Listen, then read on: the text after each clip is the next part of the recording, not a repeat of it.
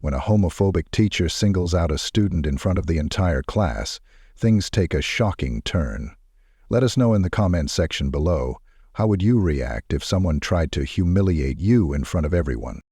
The plastic piano keys were cold beneath Landon Cole's fingers, even through the dust they hadn't bothered to wipe off since last semester.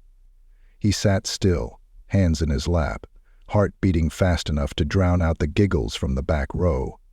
Nobody really paid attention to him in class. Until now. Now every eye was locked on him.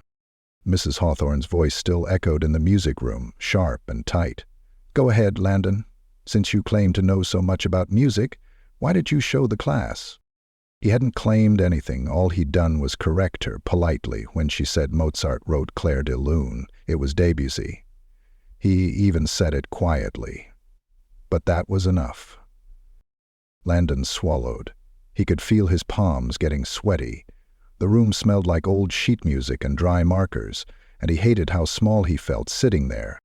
It wasn't just the piano. It was everything.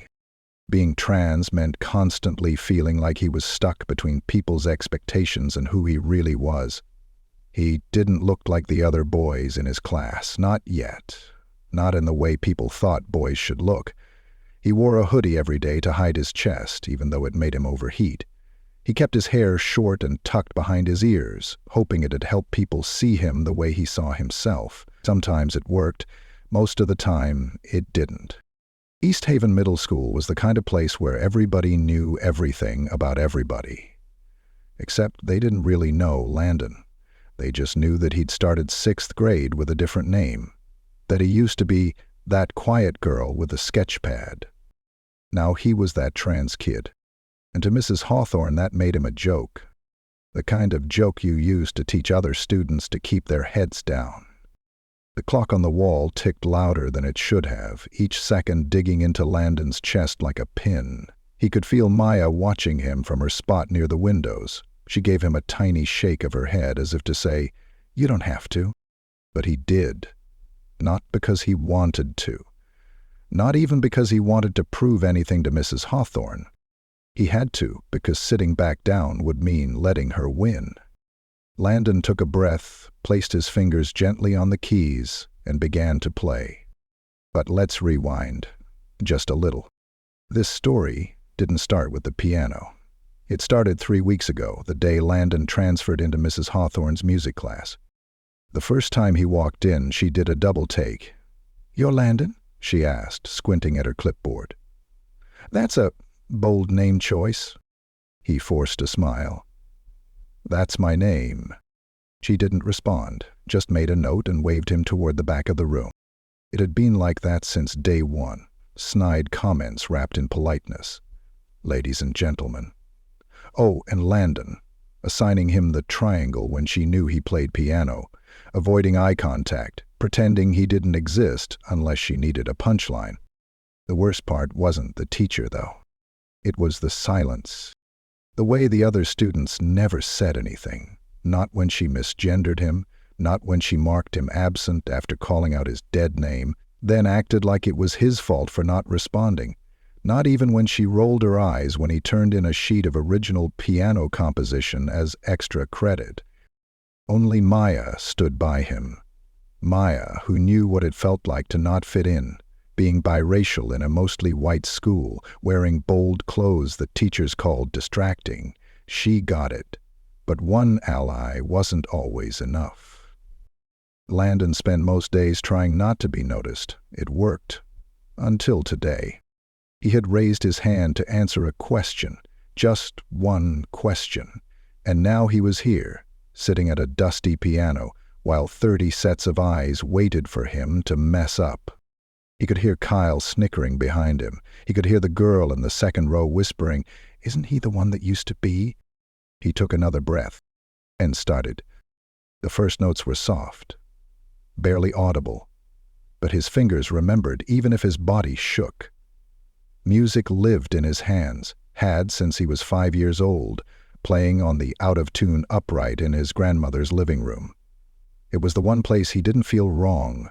Music didn't care what his name used to be. It didn't care what anyone else thought he should be. As he played, the room got quieter. Kyle stopped snickering. The whispers faded. Even Mrs. Hawthorne shifted in her chair. He didn't look up. He didn't want to see their faces. He just let the music move through him, filling the room with something too honest to fake. And when he reached the last note, a soft, lingering C, the silence that followed wasn't awkward. It was stung.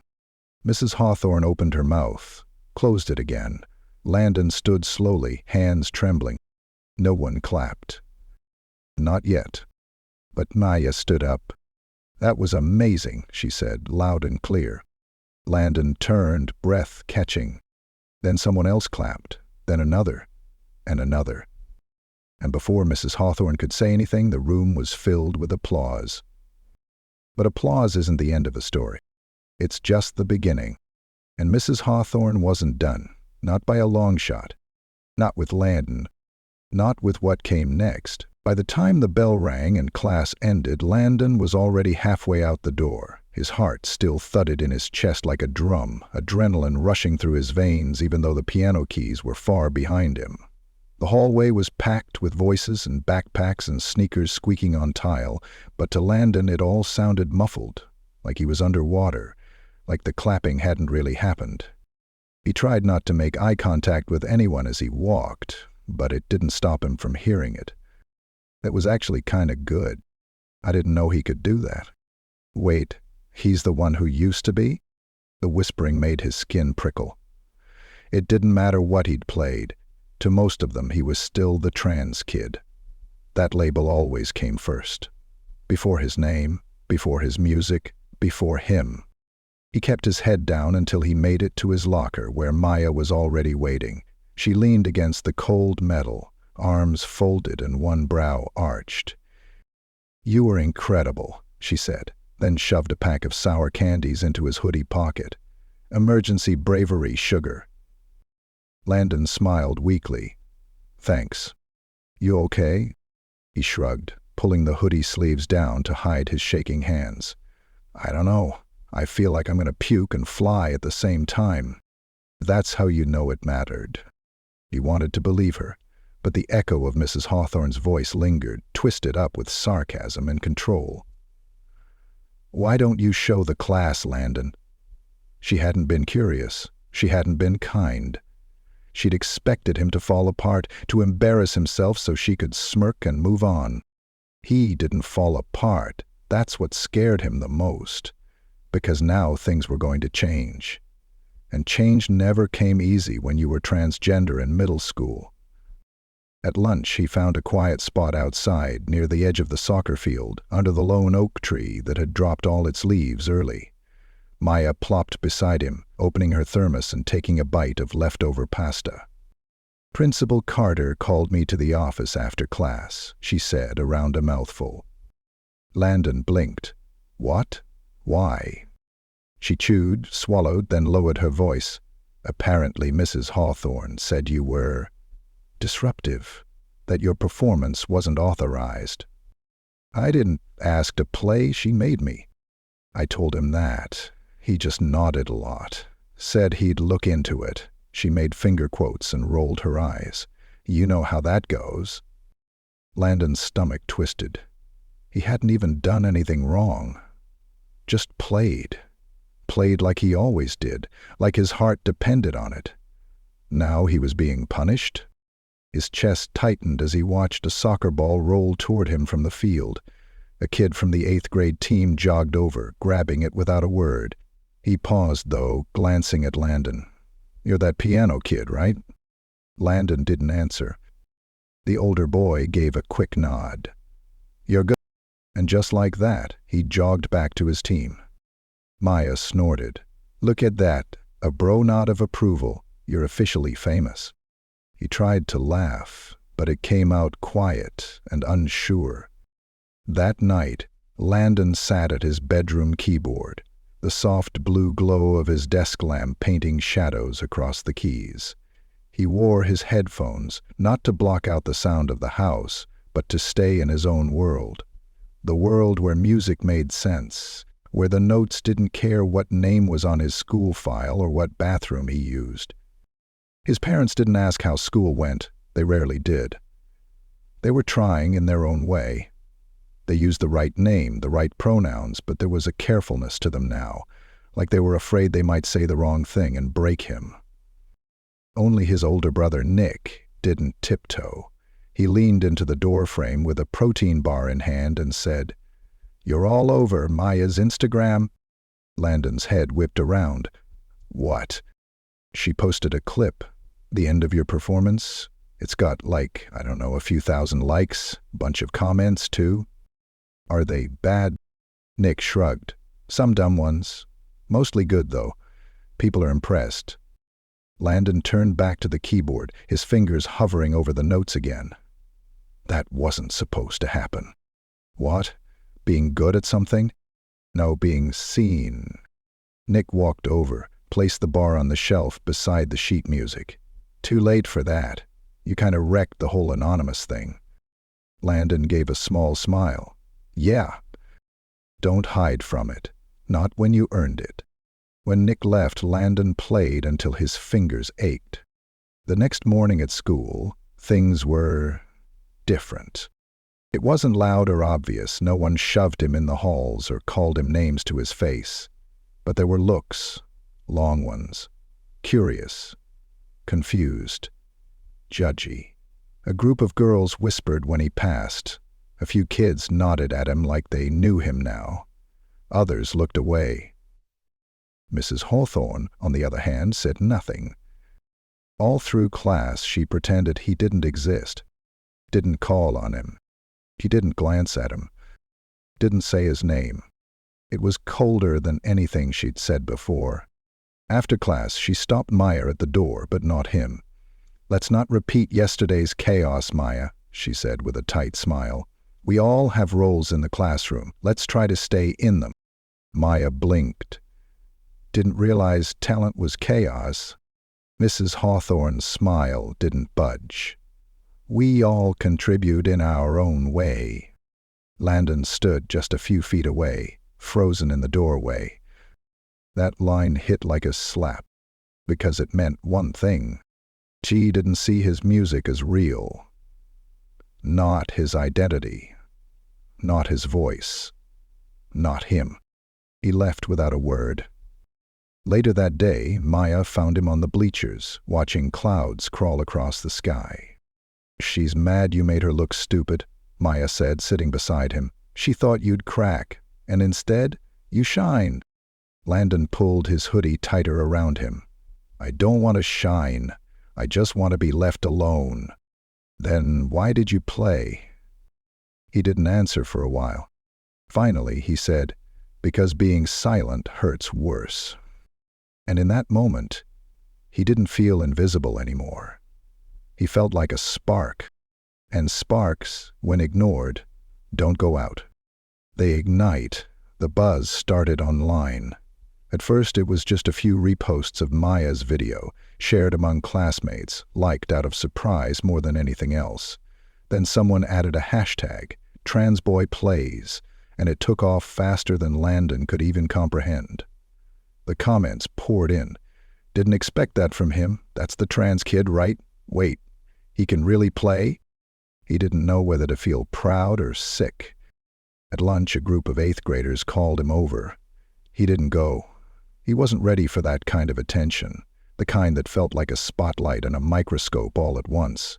He just sat at the edge of the cafeteria with Maya, picking at the crust of his sandwich, barely listening as she scrolled through more comments on her phone.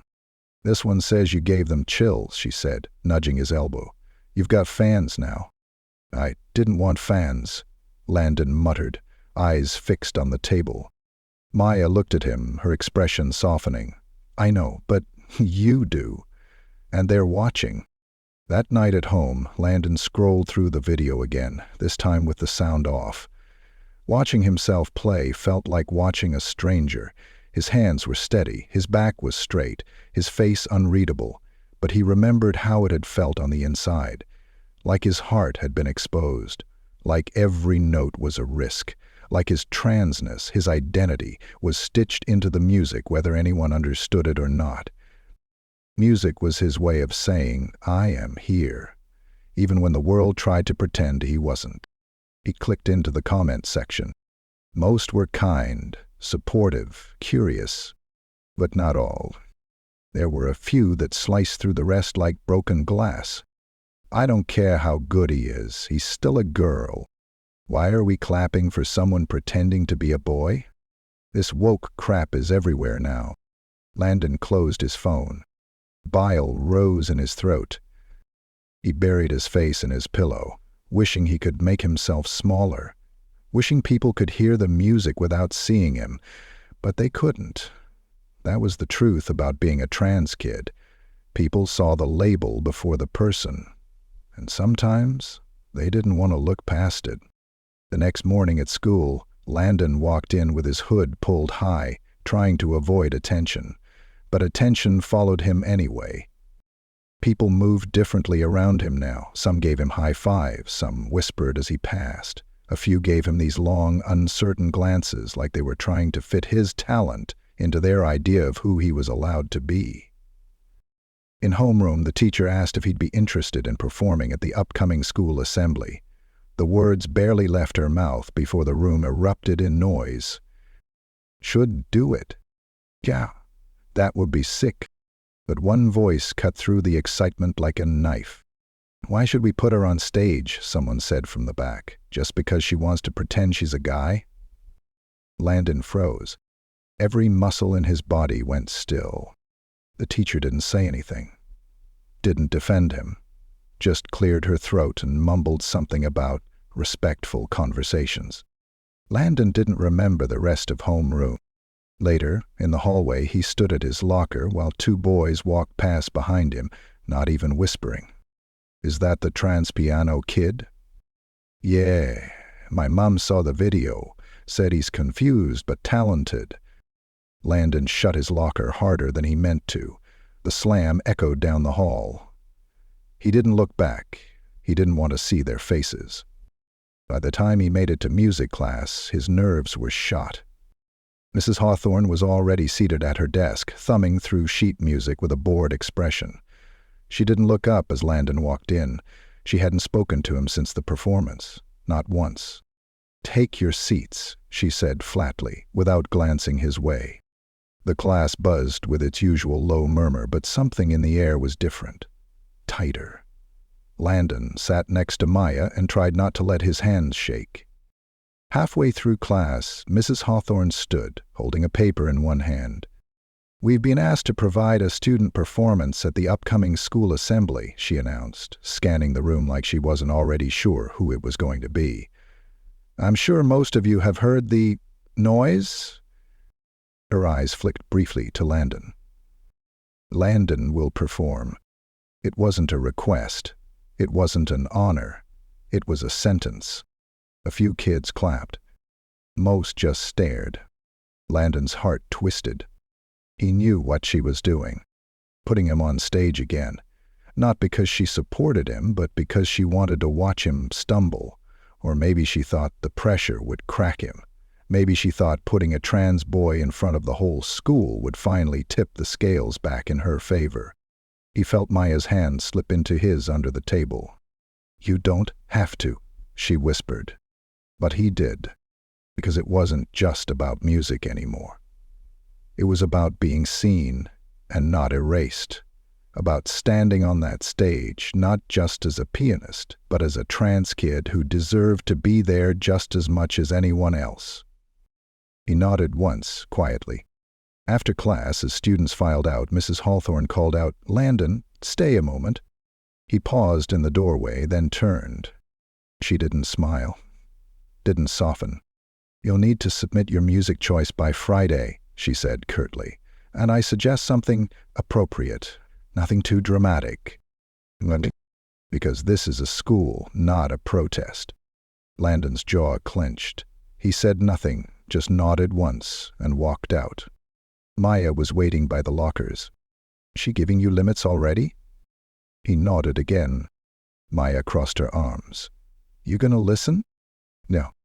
And as they walked toward the cafeteria together, something in Landon's chest felt different. Not heavier. Stronger. Landon sat in front of the piano in his living room, headphones over his ears, a spiral notebook open on the floor beside him.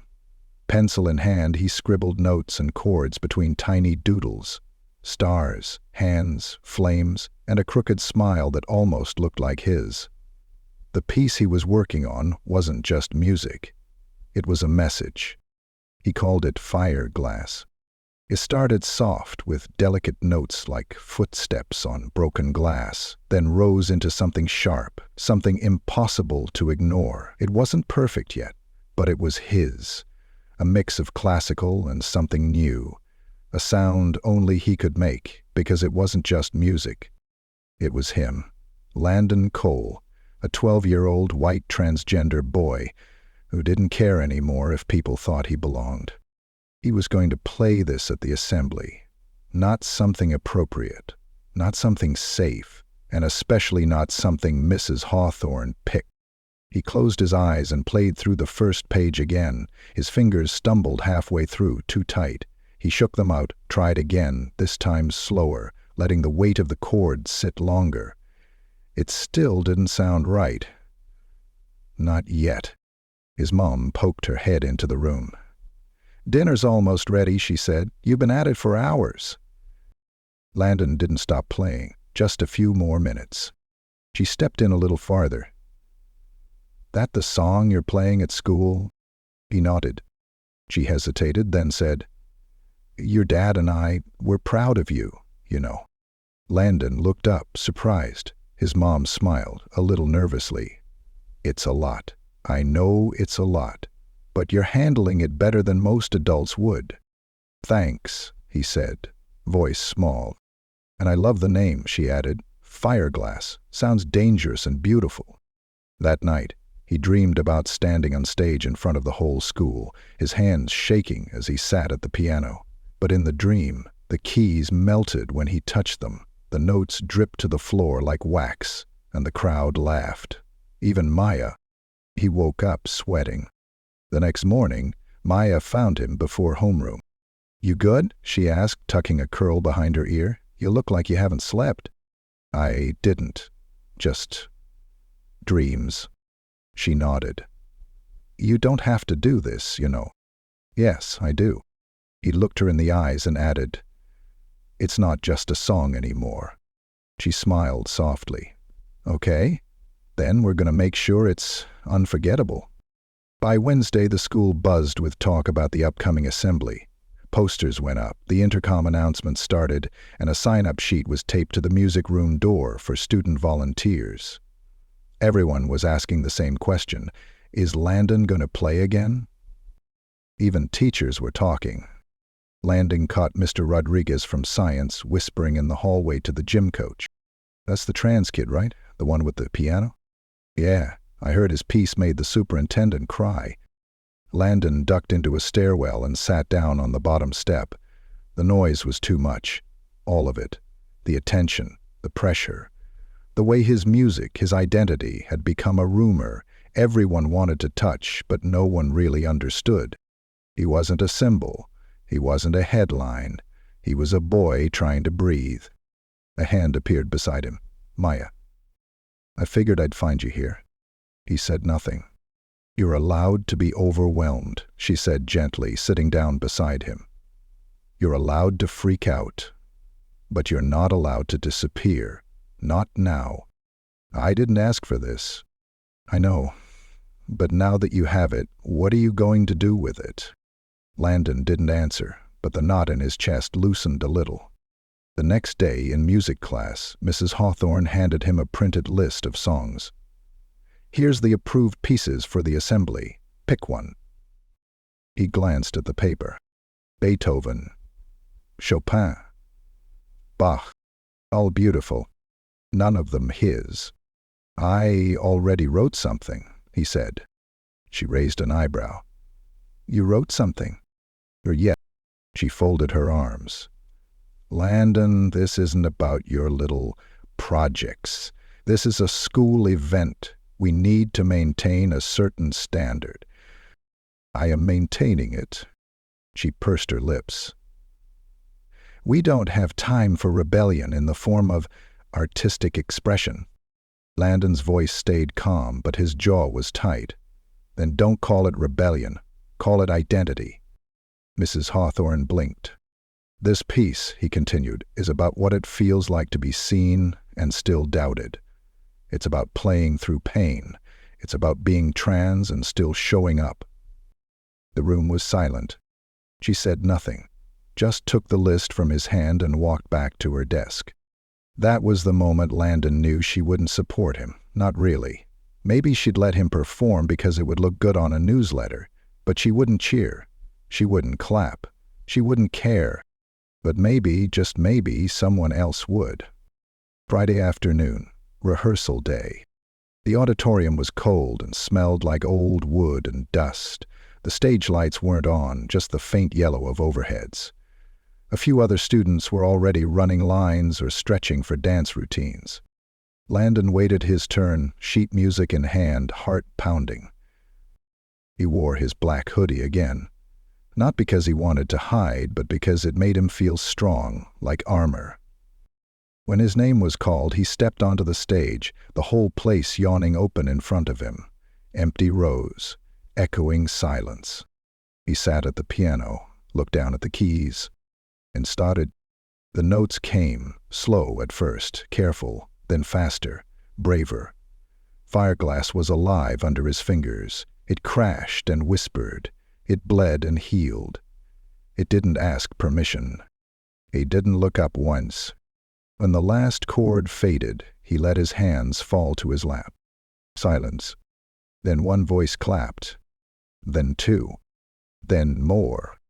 Maya whistled from the back row. He finally looked up and saw a few teachers standing along the side of the stage. Mr. Rodriguez was wiping his eyes. A sixth-grade girl near the front looked like she was holding her breath. And in the corner, arms folded and face unreadable, stood Mrs. Hawthorne. She didn't clap. But she didn't stop it either. Landon stood slowly, heartbeat wild. And for the first time in days, he smiled. Because he hadn't asked for permission to be seen. He had taken it. The morning of the assembly felt heavier than usual. The sky outside the school windows was gray, like the color of locker doors and pencil lead. But inside the building, everything buzzed. Students rushing between classes, teachers checking last-minute details, the intercom crackling with announcements about seating assignments and expected behavior. For most kids, it was just a free hour off from lessons. For Landon Cole, it was the biggest moment of his life. He stood in the hallway just outside the auditorium, hands tucked into his hoodie, trying not to shake. His earbuds played the first few measures of Fireglass on loop, the same melody that had kept him steady all week. It was his soundtrack, his anchor. He was 12 years old, white and transgender, and every part of that felt like it was under a microscope today. Maya stood next to him, wearing her I Love Loud Kids t-shirt under her denim jacket. She held a wrinkled paper cup of hot chocolate from the teacher's lounge and sipped it like it was a ritual. "They'll love it," she said. He didn't answer. She nudged his shoulder. "You don't have to prove anything, you know." "I know," he said, "but I still want to." The door to the auditorium opened, and Mrs. Hawthorne stepped out. Her heels clicked like a metronome on the tile. "They're almost ready," she said, without making eye contact. "You're third on the list." Landon nodded, but her tone made his stomach knot. She glanced at the earbuds. "I assume you've memorized it?" "I have." She gave the smallest nod, like she wanted to seem neutral. But Landon could still feel the edge in her silence. It wasn't just that she didn't support him. It was that she didn't think he deserved this moment. She turned to Maya. "You'll need to sit with your class." "I'll go after he goes on," Maya replied, already crossing her arms. Hawthorne didn't argue. She just disappeared back inside. Landon took a breath so deep it made his ribs ache. When he stepped inside the auditorium, the lights hit him harder than expected. The room was already full, hundreds of students in matching navy uniforms fidgeting in rows, whispering and trading gum. Teachers lined the walls. Mr. Carter, the principal, stood near the podium with a clipboard in hand and that same tight, polite smile he wore during fire drills. Landon scanned the crowd. Faces blurred together, but he spotted the girl from rehearsal, the one who had stared like she could feel every note, and she smiled at him now. He took his seat backstage. First up was a trio of boys doing a slapstick comedy bit. The crowd laughed before they even hit the punchlines. Then a girl performed a dance to a pop song, spinning so fast her hair whipped in loops. More applause. Then it was his turn. The announcer didn't use his dead name. That was something. Please welcome sixth grader Landon Cole, performing an original composition titled Fire Glass. As he walked out, it was like the world narrowed into two things: the piano and the space between his ribs where the nerves lived. He sat down, adjusted the bench. The keys glowed under the stage lights, bright and unblinking. Landon didn't look at the crowd. He didn't need to. They were going to say what they wanted afterward, no matter what. He looked at the piano. Then he played. The first note rang out, fragile like glass just before it shatters. Then the second. Then the third. His fingers moved on their own now, like they'd been waiting for this. The middle section came fast, violent even. Notes crashing against each other, chords stacked like overlapping voices trying to be heard. He didn't hold back. Because being transgender in a world that didn't want to see you meant learning how to be loud, even when you were shaking. And Landon was shaking, not because he was scared, because he was finally free. The ending came softer, a series of descending notes, like sparks falling into water. The last chord hovered in the air just long enough to make the silence that followed feel sacred. Then, quiet. A beat. Then applause. Then more. Then the whole auditorium stood. Not everyone, but enough. Enough to make it real. Landon stood slowly, breath caught in his throat. He didn't bow. He didn't smile. He just looked out at the crowd, letting the moment sit, sink, live. Maya was already clapping. Mr. Carter, too. Even some of the teachers who had never once said his name right. He turned and walked off stage.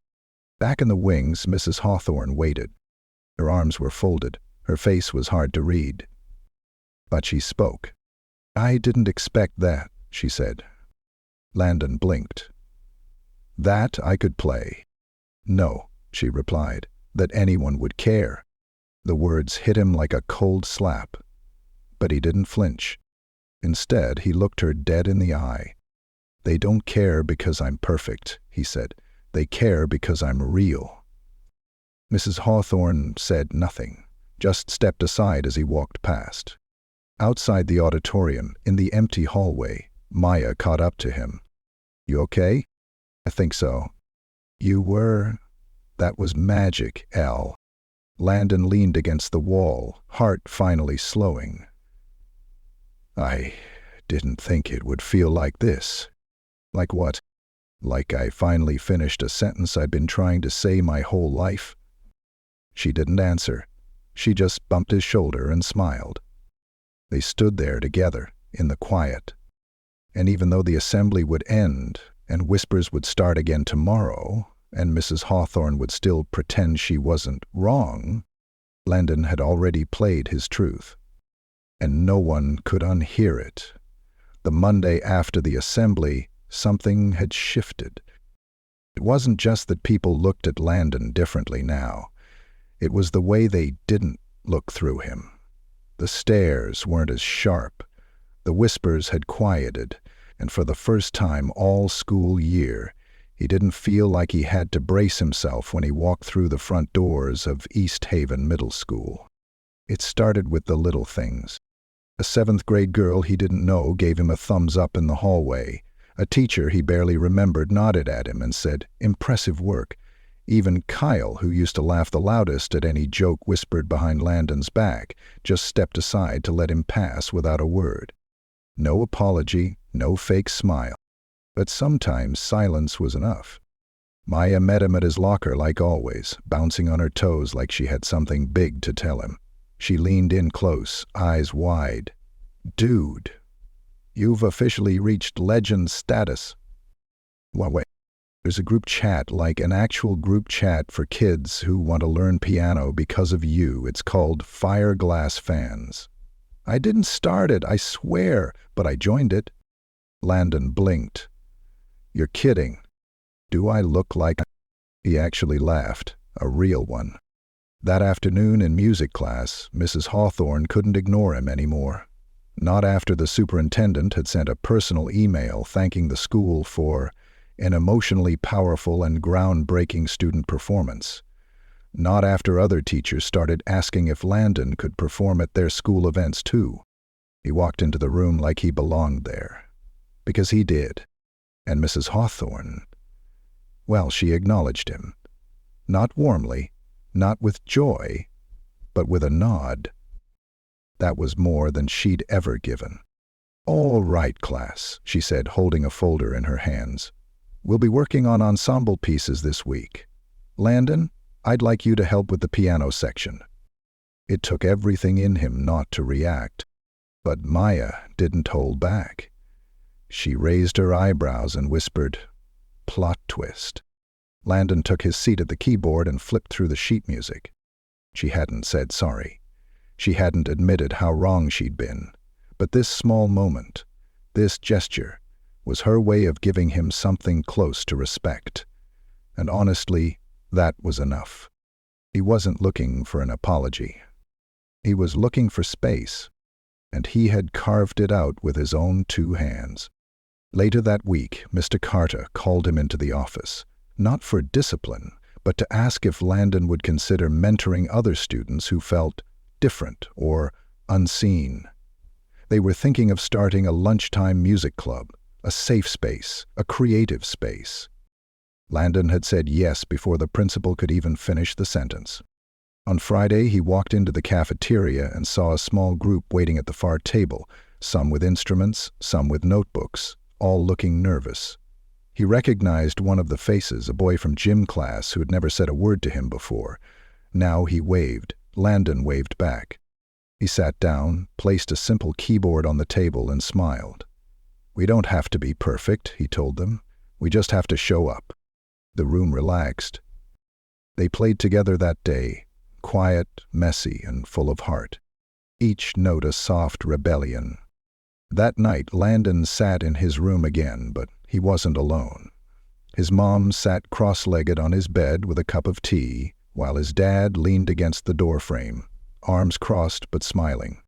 "You know," his dad said, "we watched that assembly video again. Twice." His mom nodded. "Your music, it doesn't just sound good, it feels like something." Landon turned in his chair. "Like what?" "Like truth," she said. "Like the kind that can't be faked." His throat tightened, but he managed a nod. "Thanks." His dad pushed off the doorframe. "We've been thinking. If you want, we could look into private lessons again, or maybe that youth conservatory downtown." Landon blinked. Really? Really? He hadn't even dared to hope for that. Not after the last time, when they said maybe it was too expensive or maybe he wasn't ready. But now, the world felt different. And he had made that difference himself. Saturday morning, the front porch smelled like spring. The sun peeked through the clouds for the first time in weeks, and Landon sat on the steps with his laptop, headphones, and a smile that wouldn't leave. He had started a new song, something lighter, hopeful. He called it Skyward.